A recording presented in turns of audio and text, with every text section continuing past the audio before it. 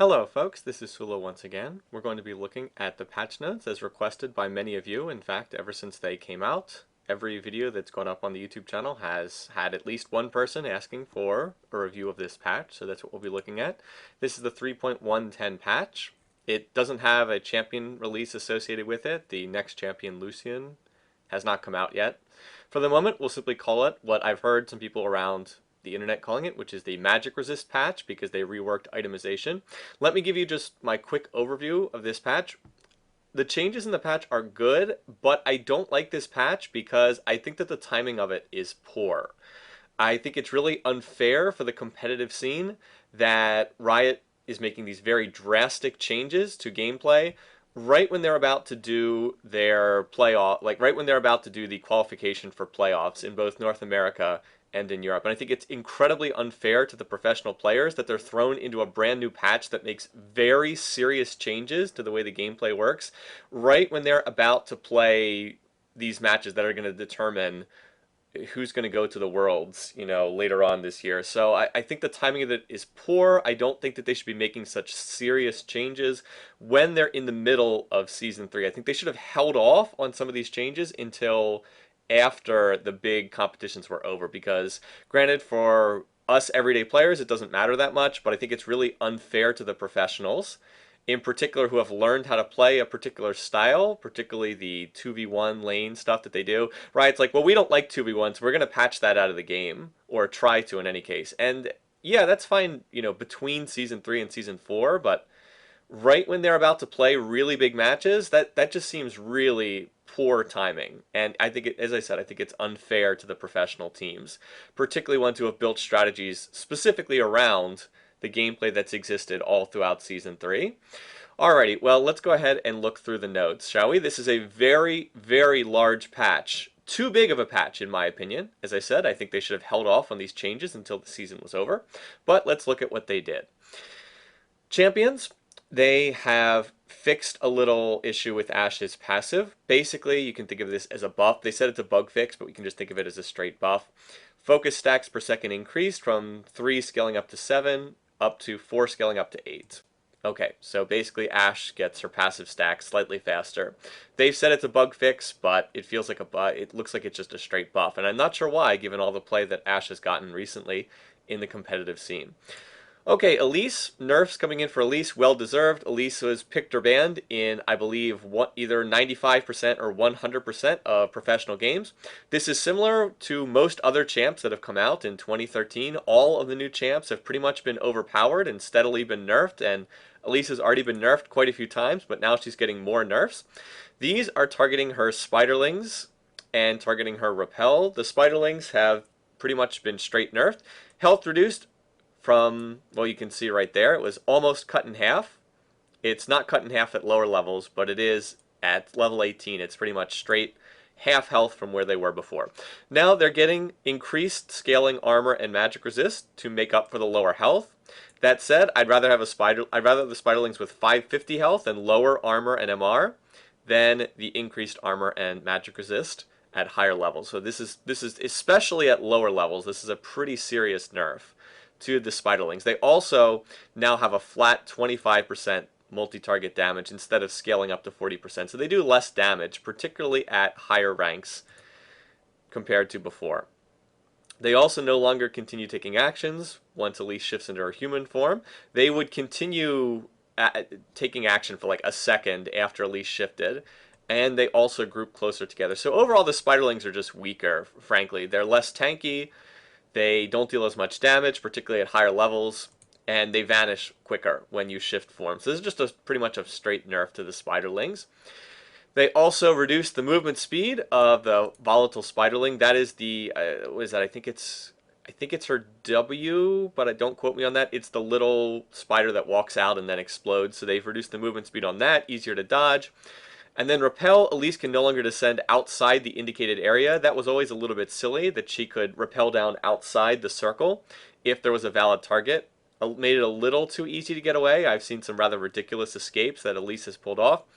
Also fixed a bug where Elise could begin casting spells and attacking as soon as she began her descent while she was still untargetable. Spiderlings will now also descend slightly after Elise instead of descending at the same time. Now, why are they doing that? Well, the idea was if Elise was in tower range, oftentimes when she came down from her rappel, the Spiderlings would start tanking the tower shots when she came down from rappel. So this is actually a fairly serious nerf because now the tower will always hit Elise if she has tried to use repel to dodge it, and she's the only champion in range, and there's no minions. You know, if there's no minions and you're just caught under a tower, then the repel is not going to stop you from taking damage. You're going to be targeted before the Spiderlings in that situation. All in all, it's a lot of nerfs to Elise. Pretty serious, but well-deserved. I mean, you can't really complain. She's been in every single professional game, picked her band in every single game. Very popular both as a jungler and also as a top laner.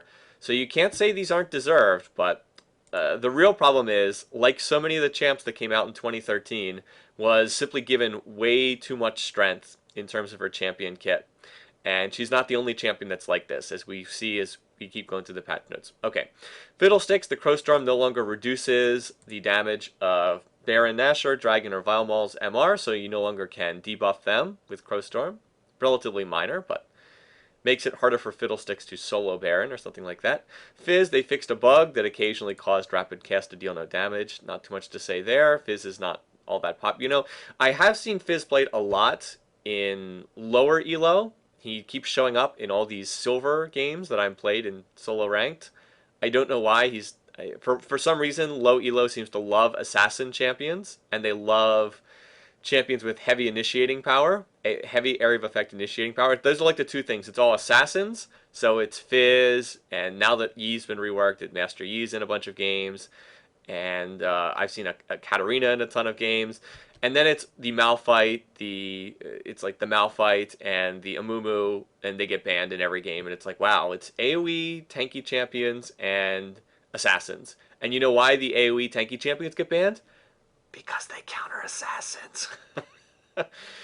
Anyway, bronze and silver games are a strange place. Okay, let's keep going through. Karthus, a little quality of life change for him here on his lay waste. Now if you cast at max range, if you target his lay waste beyond max range during his passive after he's died and death defiled, now the lay wastes are cast at max range. As I said, it's a quality of life thing. Before, if you clicked outside the range, max range, nothing would happen when you're in your death defiled. So now if you are trying to click at somebody who's like beyond the range, you'll cast your lay waste at max range. It's a little quality of life. And then a nerf that goes along with that, they've nerfed the AP ratio on his defile. Pretty minor. They knocked it down from 0.25 to 0.2. That's not a lot. I looked at this at 500 AP. That's 25 less damage per second. So, I mean, it's noticeable, but it's probably not enough to change people's feelings about Karthus. If you wanted to play him before, you're probably still going to play him. It's not really going to change that. They also fixed a bug, although I don't think it's actually a bug, where you could toggle defile rapidly on and off, which would increase the damage output. You could do that, but it would increase the damage, but it also would increase the mana cost. So it was kind of this risk-reward thing. A little bit silly. They've just decided to get rid of that entirely. They've said it was a bug. I don't think it was a bug. It was sort of a very high-level strat. I didn't encourage people to do this because you had to be very precise in turning the defile aura on and off, and if you weren't precise, you would be doing less damage. So I actually did not encourage people to do that. Anyway, you can't do it now, so no big deal. Malzahar, this is quality of life stuff. Missile visibility from Fog of War now consistent with other missiles. Voidlings no longer repeatedly switch targets when more than one unit is affected with his malefic visions. That sounds good, but I've seen people posting on Reddit that it's actually worse than it was before, so poor Malzahar. I don't know if that's true or not, because I don't see much of Malzahar, and I certainly don't play him. But I'm not exactly sure. In any case, they've changed the Voidling AI, and it may or may not have been for the best. Master Yi got a remake in this patch. So you guys a new model. It looks great. The new models for both Yi's base model and his skins look outstanding. And the new animations look really nice in game. No more pizza feet, as people like to say. As far as what they did, the main thing they did is they killed AP Master Yi. No more building ability power. He is all scales off of attack damage. And honestly, that's what should have been done a very long time ago. AP Master Yi was always unintentional. It was a product of a kit that was designed very, very long ago in 2009, when they had sort of like these hybrid builds where people would go either AP or AD on champions. You would do that on like Sion and Yi, and people would even do it on other champions. Like I think I remember people playing AP on some really weird other champions too in the past. But it was a product of an old kit that didn't really make sense. Now his numbers have been put more in line with current champion design, and he scales off AD. No more AP Master Yi, and that's probably a good thing. AP Master Yi was really silly. Base stats, they have changed his base stats. This is to put him more in line with current champion design. A lot of them were reduced. They increased his health per level, and they increased his mana per level, but base mana went down, base armor went down, armor per level, and attack speed were all reduced. So mostly his base stats went down slightly. Again, this is mostly to put him in line with other current champions. He has a new passive. Every 4th consecutive basic attack, he attacks twice and deals 50% damage on the second strike. It's actually quite nice. It's better than his old passive. What was his old passive? His old passive was, it was like every 7th attack he did bonus damage. A little bit silly. This makes more sense. Yeah, every 4 attacks he gets a second, attacks twice. Basically he swings the sword twice. You see the animation, and deals 50% damage. So you can try to line this up if you want to try and gank someone as Jungle Yi. You could do that before, but it's a little easier now that it's 4 basic attacks and not, I think it was 7 before. Alpha Strike, basically the same as it was before. Becomes untargetable, dashes to 4 units, deals physical damage, and deals bonus damage to minions. Note, again, it scales off of attack damage. Scales off of total attack damage, 1-to-1. So he actually has a very good ratio on this. It can also critically strike for 60% of Yi's total attack damage. Cooldown is reduced each time Yi attacks. There's the mana cost, and the cooldown is quite high, but it goes down with auto attacks. Again, this is very similar to the way it was before. However, it just deals flat bonus damage to minions. It does not have, before it had like 25% chance to deal like 400 bonus damage to minions, which was really silly. No more of that RNG stuff, no more random number generator stuff, just a straight, this is how much damage it deals, and it deals bonus damage to minions. Pretty similar to before, but no AP ratio, it just scales off attack damage, which is what you would expect for a samurai who has a sword. So, a pretty nice change there. Meditate, similar to before, channels for 4 seconds, gains % damage reduction and healing. This does have an AP ratio, but it is much, much lower than it was before. 0.3 AP per second, way too low. Before, the AP ratio was actually, it was like 4, it wasn't even 1-to-1, it was like 4-to-1 on the AP ratio. That is, you would get like 4 health back bonus for every 1 ability power. The heals increased by 1% for every 1% health Master Yi is missing. Damage reduction halved against turrets, so you can't sit under a turret and like not take any damage from the tower shots. On an extremely long cooldown, 35-second cooldown, mana cost is quite low though. It used to be much higher. So this is the skill that's still pretty much the same as it was before, but you're no longer going to be building ability power on Master Yi. There's no reason to build AP on him anymore. He scales entirely off AD. And the damage, the healing amount is lower, and the damage reduction, I believe, is lower as well. In particular, I don't believe it was halved against turrets before. So Meditate, still very similar to the previous style of gameplay, but you won't see that insane, I'm AP Master Yi, I meditate for 2 seconds, and I go from 50% health right back up to full again, the kind of thing that infuriated you when you played against it. Now, Wuju style, his E has been reworked. It's still the same idea, but it functions differently. Passive, Master Yi gains a % attack damage, 7, 9, 11, 13, 15%. Before he got flat attack damage, like he got flat AD, now it's a percentage. That means that this is weaker in terms of what it gains passively. It's better to get like 20 flat AD from Wuju style than to get like 7% or 15%. Yes, at extremely high amounts of attack damage, this is better, but the actual damage is lower in most cases. The active is a little bit different as well. Now, when you pop the active, Master Yi gains true damage on hit for 5 seconds. Deals, you can see right here, deals 10, 15, 20, 25, 30, and then plus a percentage of true damage. So he gets, gets true damage for 5 seconds when you activate it, and the passive style bonus is lost while the skill's on cooldown. So you have to keep this in mind. There is no mana cost, and it is on a long cooldown. Overall, this skill is weaker than it was before. It's nice to get true damage. True damage is always very nice, but the actual amount is fairly low, and the percentage of attack damage is not as nice as the flat AD that you got before. Alright, Highlander, Master Yi's ult. They have reworked how his ult redone his ult slightly to make it easier to understand. There's now both a passive and active function. The old Highlander was, while Highlander was active, if he got a kill, it reset all his cooldowns.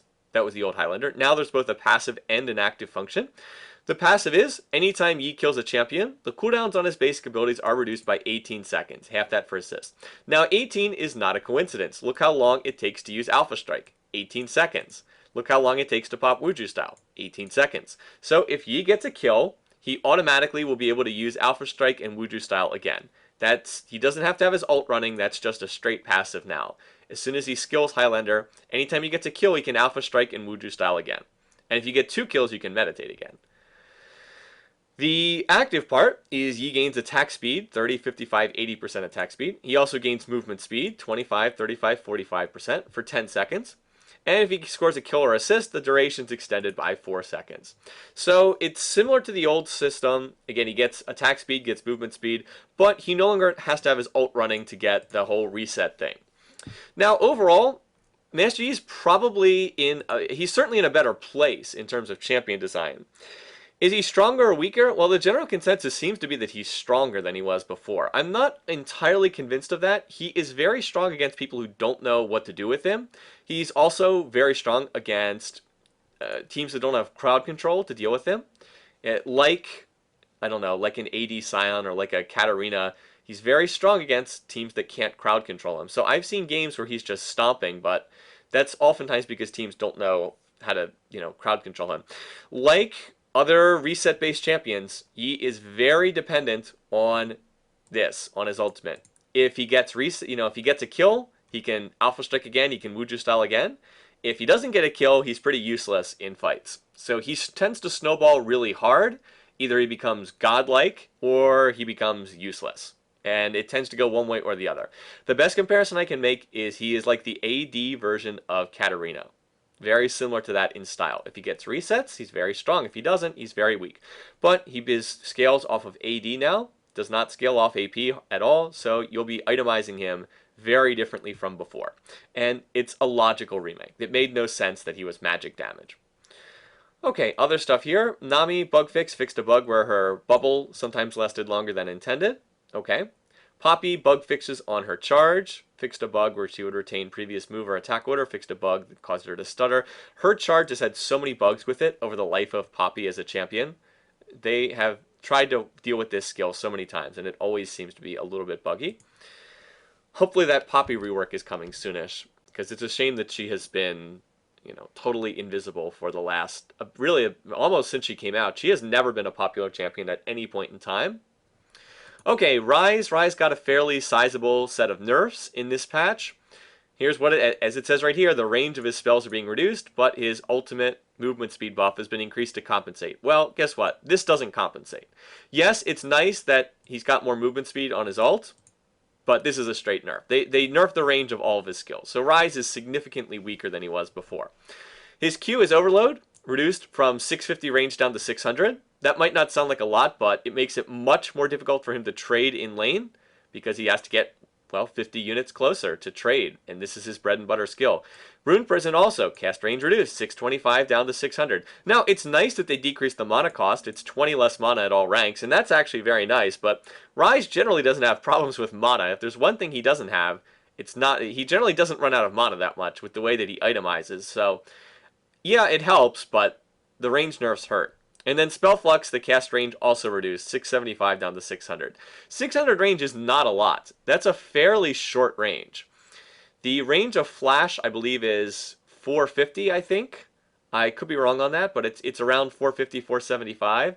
So the range on all the skills is just slightly more than the range of a Flash. So this actually hurts Ryze a lot. Will we still see him played competitively? I'm not sure. We will have to see. I expect that we'll still see him used at times, but probably not as much as we've seen him used in the past. He's actually quite good in top lane against melee champs. Yeah, he does very well against them. But he gets out-traded by a lot of mid lane. I mean, he does well against certain champs. For instance, Ryze is well known to do well against somebody like Kassadin. He also does well against a high mobility champ like... Does pretty well against Ahri as well. I've seen him do well against Lissandra. any champ that like relies on mobility for their safety because, well, he can lock them down with Rune Prison. It also does very well against Karthus too. Might see that used. But these are pretty sizable nerfs, and this actually hurts Ryze quite a bit. We will see what role he plays from there. Now, Thresh continues to get nerfs. Thresh has been nerfed over and over and over again. He's still getting nerfed, and guess what? He's still going to be played. This will not be enough to get him to stop being played. They're hitting his base stats. His base health has gone down by 40 points, and his base armor has gone down by 6 points. Those are very, very sizable nerfs. Those are big time nerfs. They've also changed how his passive works so that his souls now always grant 0.75 armor and AP instead of starting at 1 and then diminishing returns from there. That's not, it's sort of not quite a nerf. It's more of just a rework of how it goes. Overall, though, I would say that that makes him weaker because when you're a support and you're in lane, the early levels are the most important things. Levels 1 through 6 are by far the most important levels for a support. So, great, at like the 40-minute mark, he'll be getting more from collecting souls. But it's going to, basically, he will eventually get more from this, but it'll take him a long time. For the, first 30 minutes of the game, he will not get as much from his passive. And as a support goes, that's the most important time. So I would interpret this as also being a nerf, because it hurts his early game, and, well, in supports, as I said, the first 6 levels are all that matters.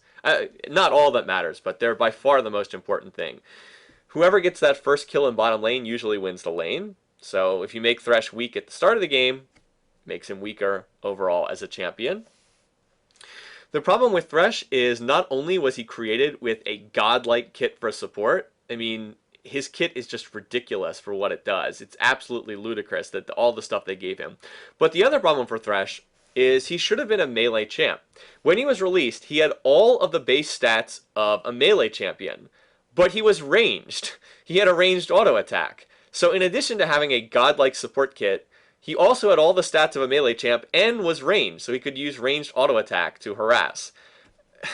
I mean, you just wonder what they're thinking when they design a champion like this. I mean, sure, it's fun to watch the really good players pull off amazing Thresh plays, but this champion was hilariously unbalanced when he came out. So that's why he's been getting nerfed over and over again, and he's still going to be played. You will still see him in almost every game. This is not enough to stop people from playing Thresh, and it's about the 5th time he's been nerfed, too. It's, I mean, it's just a failure of champion design. They made him way too strong, and he'll continue to be played until he's nerfed into irrelevancy, and even then people still might play him because he's just so freaking good. Alright, Twisted Fate also got very serious nerfs. In fact, I believe that he's been nerfed heavily enough that you will still see him competitively sometimes because he works for the highly organized teams, but I actually think he's been nerfed enough that you really are not going to see him very much in solo queue anymore. They remade his passive. Instead of getting everyone on the team 2 bonus gold per minion kill, they've changed it so when TF gets a kill, a minion kill or a champion kill, he gets anywhere from 1 to 6 bonus gold. For those who have watched other champions, bonus gold on passive is considered to be one of the weakest passives you can get. Look at how people dropped playing Draven when he had his passive changed to get bonus gold. So this is considered to be a very weak passive. And he's no longer granting that global benefit for the team. This definitely makes him weaker than his old passive. And they also nerfed his pick a card too. He used to have 10 seconds to lock the card and then another 10 seconds to throw it. Now he only has 8 seconds to lock it and only 4 seconds to throw it. That is a very serious nerf. He can no longer hold that gold card and keep it locked in. Only 4 seconds once he locks it. 8 seconds is only enough time to go through the card rotation, maybe I'd say you could probably go through the card rotation 3 times with that. So it's not a lot of time to lock, and once you lock, you have very little time to throw the card. So there was much more discussion ahead of time about this, the passive, but this is the real nerf to TF, the nerf to his pick a card. I mean, that just greatly decreases both his zoning power in lane, because if you get ahead as TF, you can lock a gold card and then zone people off the minion line, and just his team fighting presence too. It gives him less time to get the right card, and he can only hold it for 4 seconds. So if you're poking around, Dragon or Baron, really decreases his viability. So I think that this is a very, very serious nerf to TF, and I think we will still see him professionally played, but I wouldn't play him in solo queue after this. I just think it hurts him too much, and he's already taken a lot of nerf. I mean, it's not like this is the first nerf he's taken either. They've nerfed his E, his stack deck recently as well. So TF can only exist in two states. He's either extremely overpowered and must ban, or he's so weak that he's unplayed. It's just the way his kit is designed. He's going to be one or the other, and I think that he's been hit enough that he's trending down towards that too weak to be played status again. Just like Shen. Shen is either a must-pick ban, or Shen is too weak to be played. Always one or the other. Okay, Spirit Gardudier, new death animations. Great. I'm not a huge fan of that skin, but I know a lot of people like it. Vayne got some fairly sizable nerfs in this patch, but they were probably needed because there was a pretty wide consensus that she was the strongest AD in the last version. Okay, first of all, they have fixed a bug with Condemn where the cast range was longer than intended. I don't know if that was an accident or what, but pretty serious nerf for Condemn range was hit from 650 down to 550. Oh, maybe it wasn't intended to be 650 before, but people were using it and taking advantage of it. So less range than our Condemn. Final Hour, her ultimate, the cooldown has been significantly increased at lower ranks, 70 seconds up to 100. That's much longer, 30 seconds longer. It was almost laughably low at 70 seconds at all ranks earlier. Like, you could just pop this while laning, drive someone out of lane. By the time they've gone and bought and come back, your ult's already almost off cooldown again. So it was too low, but it has been increased. And then finally, if I scroll down here, Vayne's core item, Blade of the Ruined King, was also nerfed. We'll get to this in a minute, but they decreased the duration of the active slow duration, so they decreased that. So Vayne actually got hit with a triple nerf in this patch. The Condemn bug fix, Final Hour increase in cooldown, and her core item also got nerfed. So that's why Vayne decreased in power quite a bit in this patch. Prior to this, in the last patch, people were just playing Vayne, and she was, like, the idea behind Vayne is she's supposed to have a weak laning phase, and then she becomes a great duelist late in the game. Really strong duelist. The problem was, she was just out laning everyone in the last patch. Like, she would just rush Blade of the Ruined King, and then as soon as she got that, she could just pretty much 1v1 and kill any other AD in bottom lane, which was obviously too strong. So, now Vayne is back to having a weak laning phase. And I'm not sure that the player base has caught up to this yet, because all my solo queue games, it's been like Vayne every game. And a lot of people who were winning with Vayne before are now losing with Vayne because she's a lot weaker than she was in the last patch. Alrighty, other stuff. Last champion's here, Warwick. They fixed a bug on his ultimate where his ult would continue to be dealt, where the damage would continue to be dealt after being interrupted. Okay, bug fix. Zac has gotten another nerf. They're nerfing the damage on his slingshot, particularly at higher ranks. This specifically hits jungle Zac. This doesn't really hurt laning Zac very much because laning Zac tends to max this last.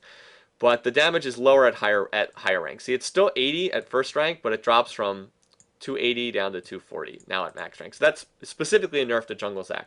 That said, will this get people to stop playing Zac? No, it won't. Zac was still played in like every single professional game. Zac is still in every game. Either he's banned or he's played as a jungler or a top laner. Zac is way too good. He's been nerfed again and again and again since he came out, and he's still going to be played after this. As I've mentioned, Riot's champion design in 2013, pretty much every champion that's come out has been overpowered. Almost everyone, with the exception of Quinn. Every other champion has been too strong when they came out. And odds are that was not an accident, because Riot likes to have people buying the champs when they come out. So we'll see what happens with Lucian, or whatever his name is, when he comes out. But the odds are he will probably be extremely strong, and then he'll be nerfed down into a balanced state. But you will still see Zac played, and he is still very strong. Even after this is like his 4th or 5th nerf, he's still really good.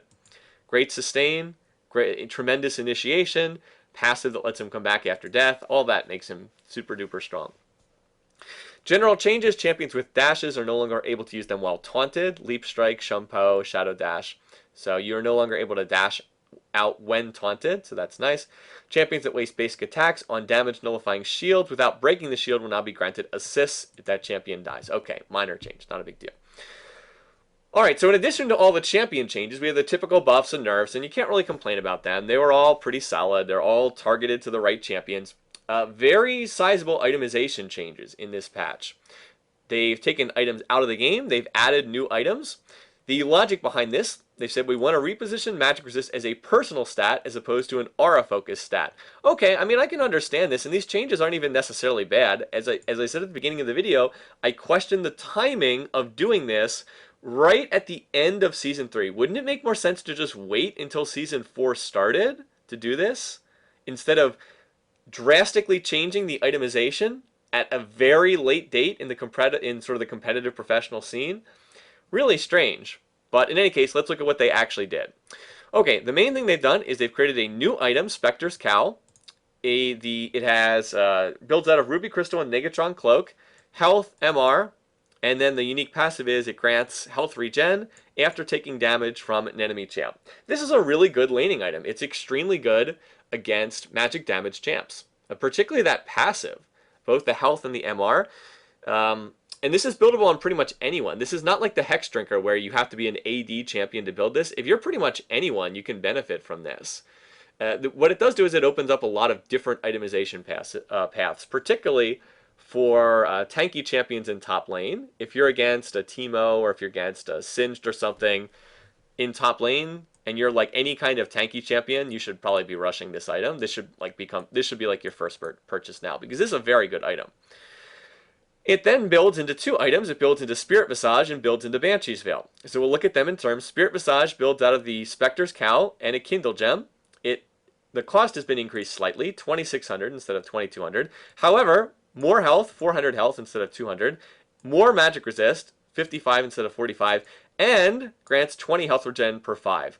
Now, the people who run all the numbers have looked at this, and Spirit Visage is actually like laughably overpowered right now.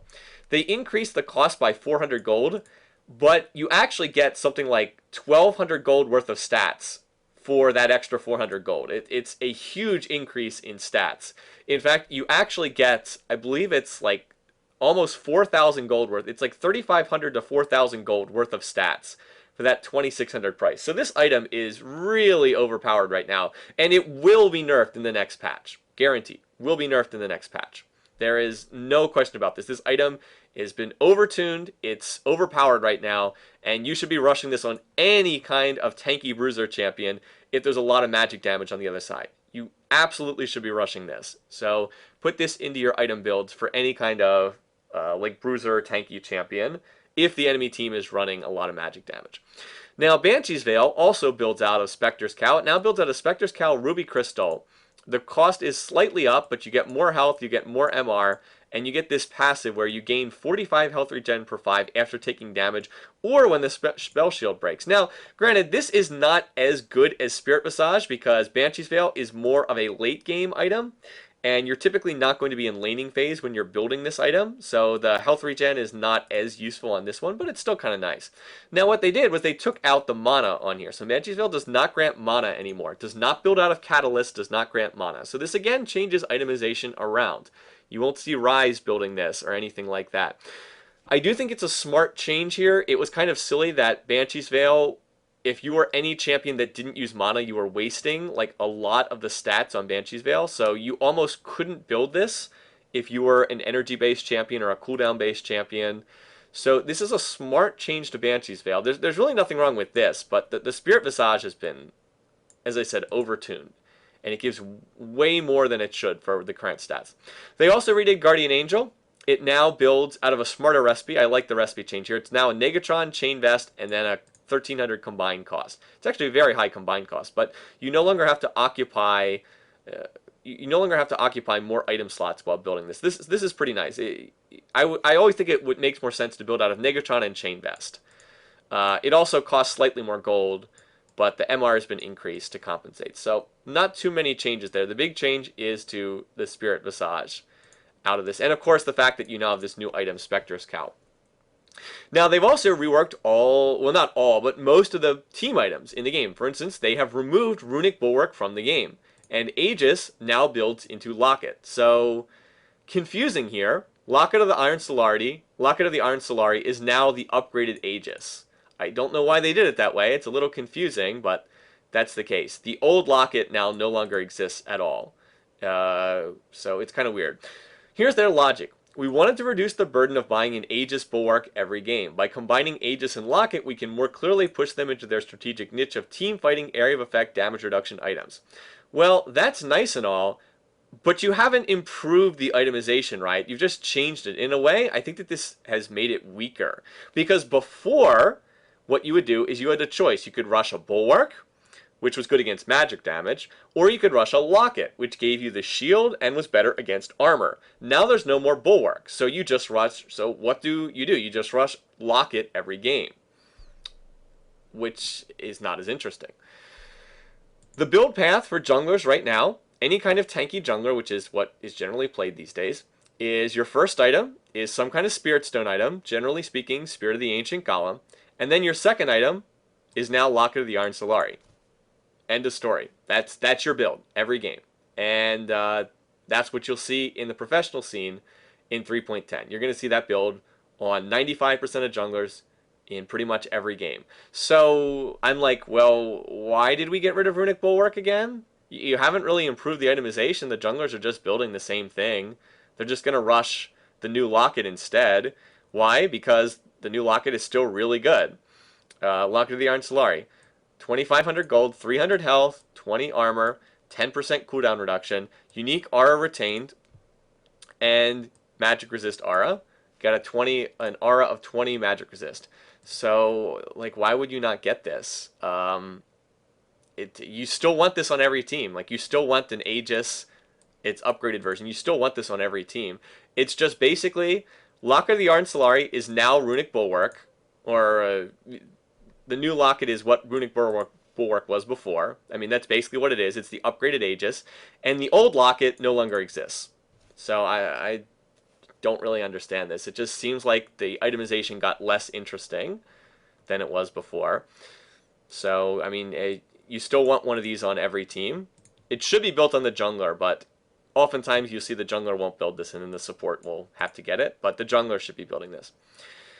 In my solo queue games, what I'm building as support is I'm just building Shurelya's and then Locket in every game, because my junglers are rarely building Locket. So I'm just getting the Philostone, upgrading to Shurelya's, and then getting a Locket. Anyway, other stuff, Blade of the Ruined King, I mentioned this before. The active slow duration reduced to 3 seconds from 4, so that's a nerf there. Not a huge nerf, but it is one.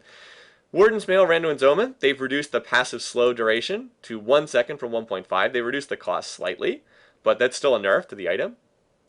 Is that the ability to shut down auto attackers was a big thing. They cut the cost on Frozen Heart for that same reason. And this, again, I am not a fan of this. They changed the icons for, what was this, like eight items. And, you know, I'm open to change. I don't mind updating the graphics. I think the Master Yi rework graphics look tremendous. But, like, why? Why did you change the way that some of these items look? Was there a reason for this? Why not wait until the end of season 3 and redo all the icons? If you're gonna do icon changes, just wait until the end of the season and deploy them all at once. Why randomly change 8 icons? The other problem is these icons look like they belong in a totally different game entirely. They don't look anything like the other items. They look like they're, as I said, they look like they're from a completely different game. So I'm fine with them updating stuff graphically. As I said, new graphics are fine, but the timing is bizarre. The fact that they just like randomly picked out a couple items to upgrade in terms of design, and the style just does not fit. I mean, it does not fit at all compared to the old stuff. And I guess I should have had them here. I should have had a tab here to pull them up to show what they look like. Maybe I can do that later in the video. But they look very strange, very, very strange, and they do not fit. They stand out like a sore thumb compared to the other icons. So weird choice. Weird choice. It looks like they've hired some new artists, and I guess they just wanted to show off their work, but it would have been a better choice to wait until the start of Season 4, and if you're going to do new item icons, deploy them all at the same time, and because they stick out badly right now. Okay, more gameplay changes. As I said, this is a huge patch. All camps outside of buff camps now spawn later in the game. So Riot has been trying to stop people from taking double golems and wraiths at the start of the game for ages and ages. They have failed. Everything they have done, first they tried to change the leashing rules, that failed. They tried to increase the damage, that failed. They tried to increase the spawn times, that failed too. They pushed it back from 140 to 155. Now they're just like, screw it. Nothing we do is working, so we're going to push the spawn times back to 205. So now, finally, you can't do double golems in bottom lane because, you know, you'll miss the entire first minion wave if you do it. So you finally can't do them. Ryze just like, everything we've tried has failed. We're going to just push the spawn times back to 205. So all of the jungle camps, except the red and blue buff, now spawn at 205. Wraiths, Wolves, Double Golems, all spawn at 205. They've also changed things around a little bit. They've given a bit more experience onto these camps. More experience on the big wolf and on the big golem. Wraiths are still the same, but they've slightly increased the experience on these camps. They've also redone the, this is the, what is this, the blue buff and the red buff here, Ancient Golem, Lizard, Elder. What they've done is they've increased the, what is it? They decreased the experience on the big golem and the big lizard, and they decreased the health, but they increased the experience on the little lizards, on the tiny little lizards that stand next to red buff and blue buff. The idea behind this was they wanted to make it so somebody couldn't run in and like smite steal, or if you're new, consume the big golem or consume the blue buff or the red buff. What was happening was someone would run in and just steal the buff, and then you were totally screwed. So you still get the same experience from the entire camp. That is the blue, the red, plus the little lizards. You still get the same amount of experience, but you have to kill the whole camp. You can't just run in, steal the main buff, and then run out. You won't get as much experience. This is to shut down counter jungling a little bit and to balance things out a little bit. So anyway, they've changed, basically they changed how the jungle worked. Again, you're like, wow, if you're going to make these big changes to the jungle, doesn't it feel like this should not be coming right at the end of Season 3? I don't know. Strange to me. Changes to Baron as well. They've changed how his corrosion works.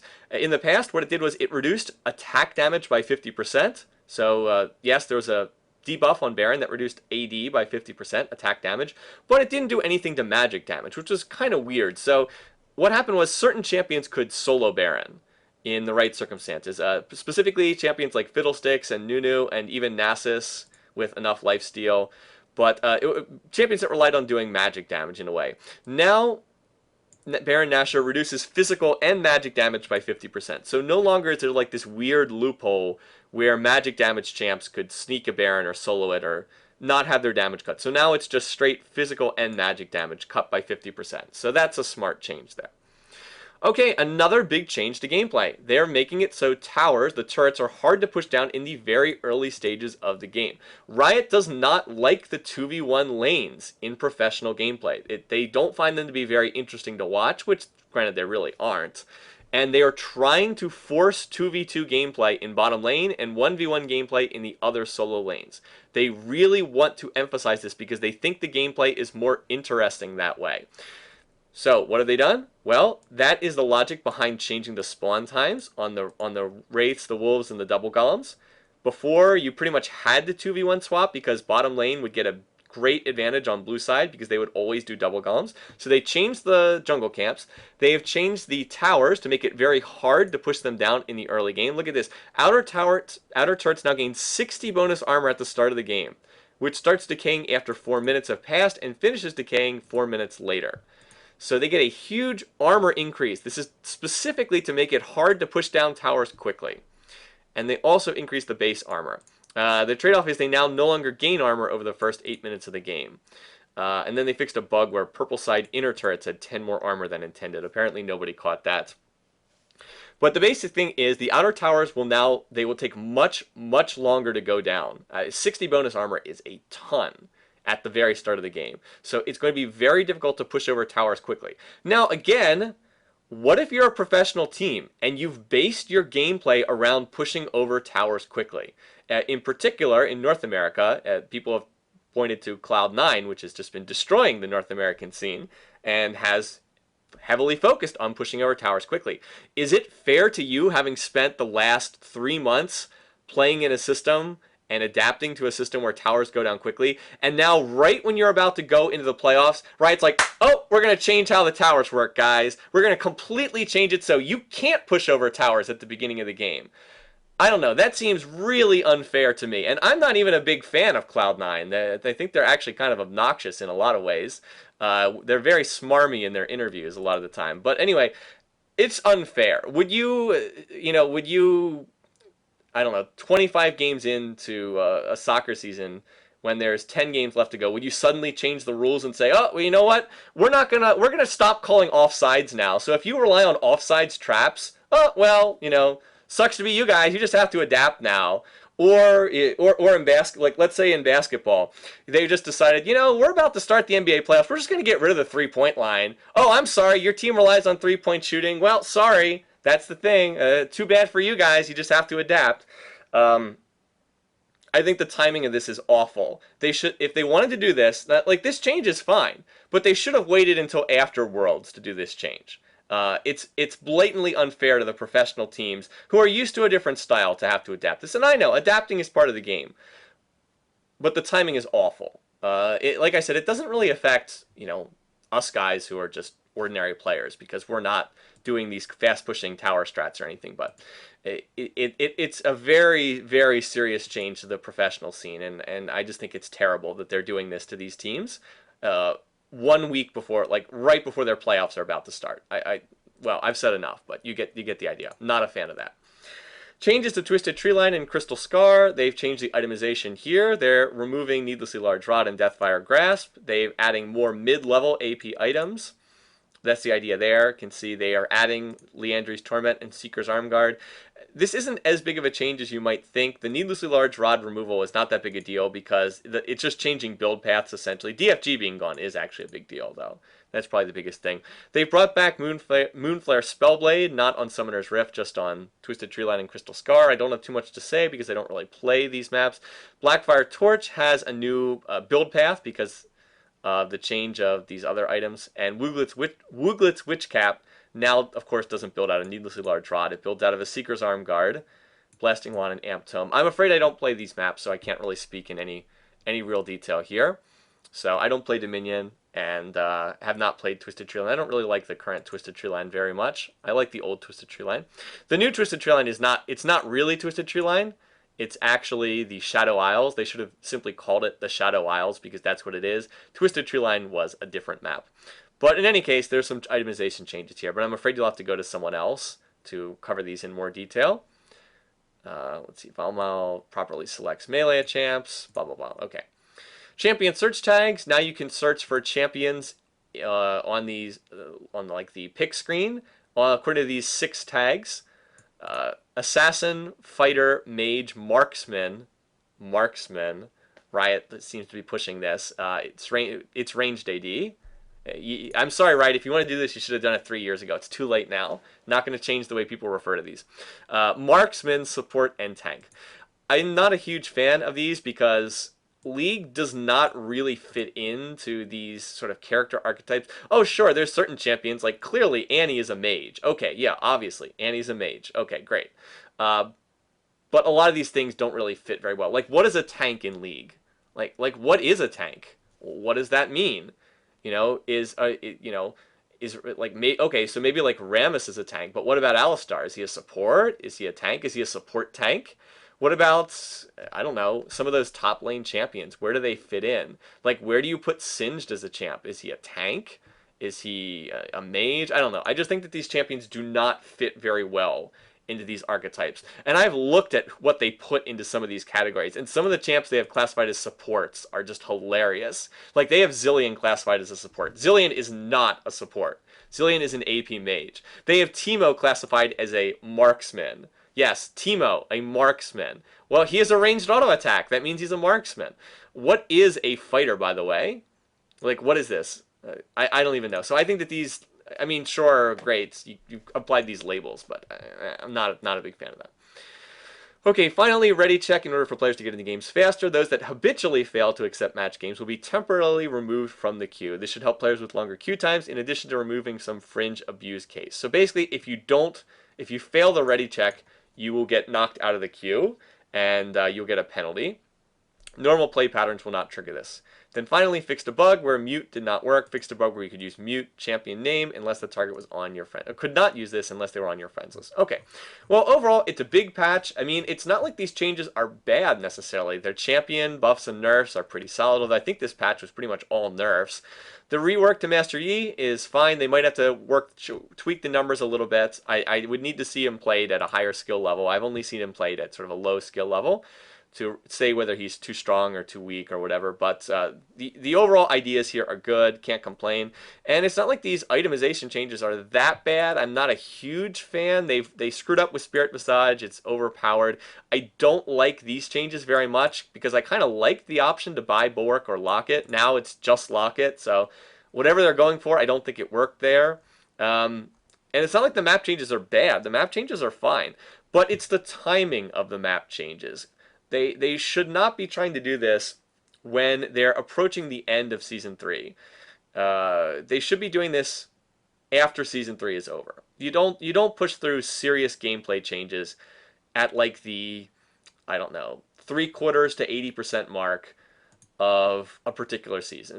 They should be doing big changes between seasons. You know, they have that whole preseason time. That's the time to screw around with stuff like this. They shouldn't be doing it now.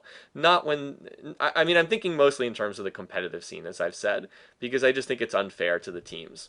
They basically have 1 week to adapt to these changes.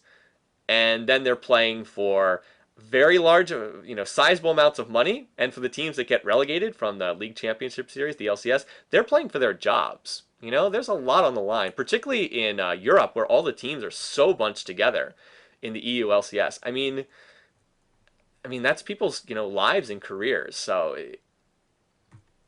anyway, I've said enough. I'm not going to let this ramble on any longer. I'm sure you realize my point of view by now. But overall, it's not a bad patch, but it goes too far, and they should have waited for these changes. They should have just waited 2 months until the Worlds and done the changes after that. Anyway, once again, thanks for watching. Thanks for listening. Hope you guys enjoyed this. This was heavily requested, so glad to get it out, even if it is a little bit late. And I will be seeing some of you guys on Tuesday, not Wednesday, Tuesday, for the custom games this week and next week. I will not be able to do them on Wednesday this week or next week, so just for the next 2 weeks on Tuesday. We'll see you guys then. Anyway, until next time, have a good one. See you guys later. Have a good week.